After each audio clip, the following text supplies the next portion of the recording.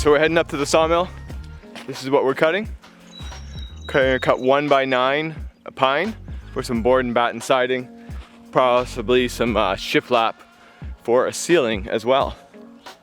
This is more of a personal thing. We don't cut this kind of stuff too often, but I do like cutting this stuff. I can do it pretty quickly, pretty efficiently, especially with my wife Aimee helping. Woo! Oh, she's running away from the camera. Sorry.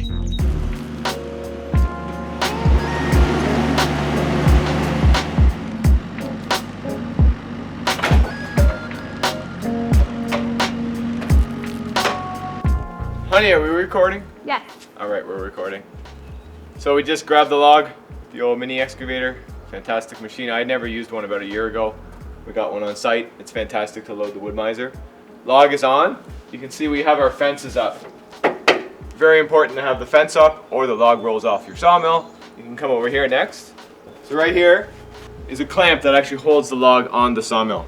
So we're going to flip up the clamp. Now the log can't roll off and I'm able to push that log fully to that side. Stay right there, I'll show you.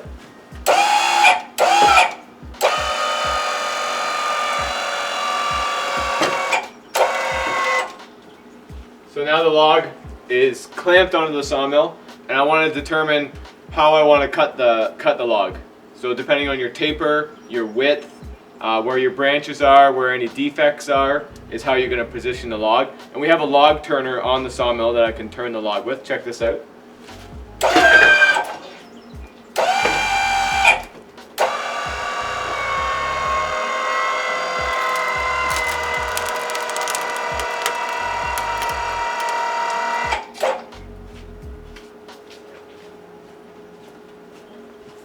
So I'm able to position the log however I'd like, especially with a round one. This one's nice and round, so there's no crucial way to sawmill it, I think, but I'm pretty happy with where we're at right there. So I'm going to clamp it on.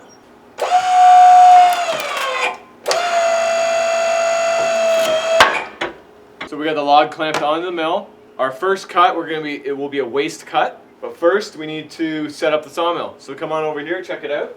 How am I? Am I in frame? Yeah. So right here, so the bandsaw blade, it needs to have tension on it. This is a hydraulic tensioner. And we're going to turn this handle. We have a gauge on here. And we're going to be tensioning this blade up.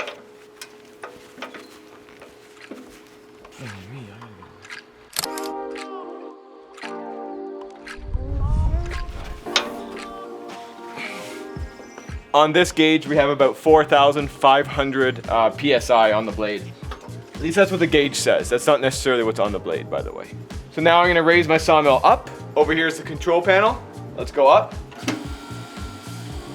There we go. So we have a measuring ruler here on the side, which has my different thicknesses. And this is where it represents the blade. So I'm going to sight down the log and see kind of what's going to be cut off. I'm pretty happy with that cut. I normally have a guide.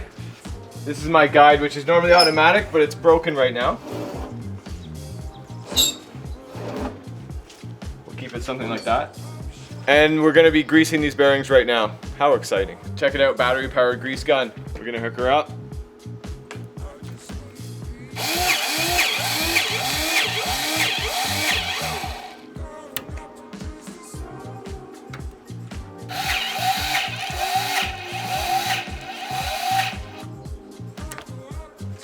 My wife just asked if she was going to get greased up.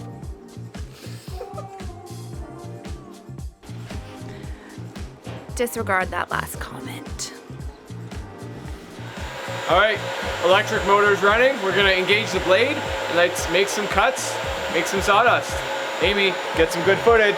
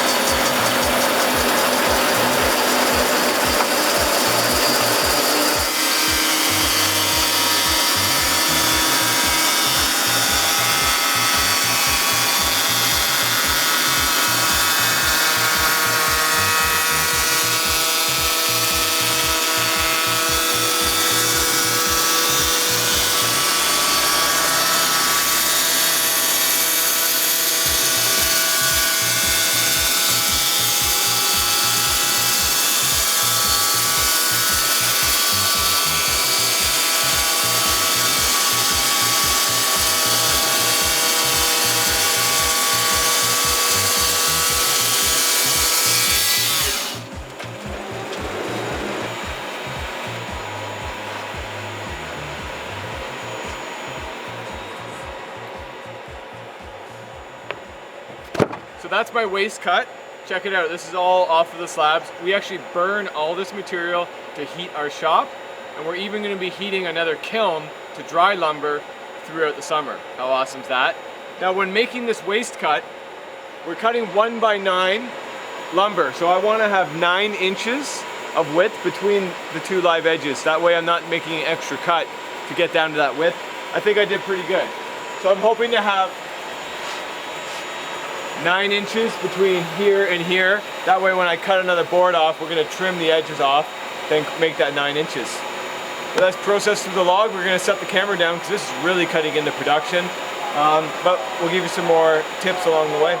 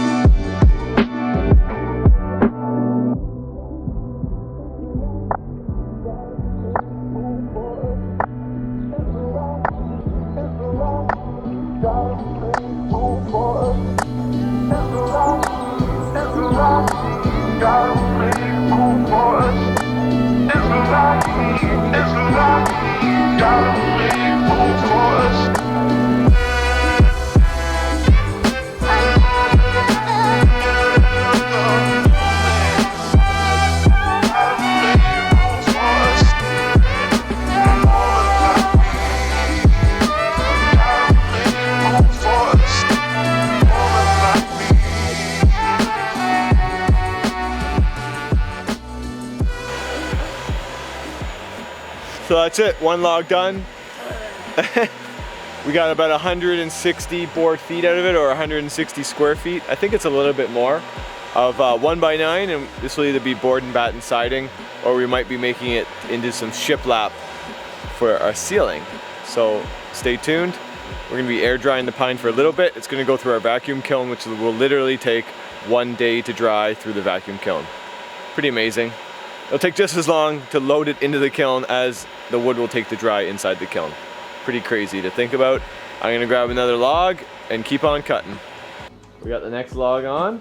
Aimee's rested her muscles. So we're taking off the 4 slab cuts, typically taking it down to about an 18 and an 8 cant by whatever thickness we get. And then I rip it in half to 9 inches, and I got 2 9-inch cants.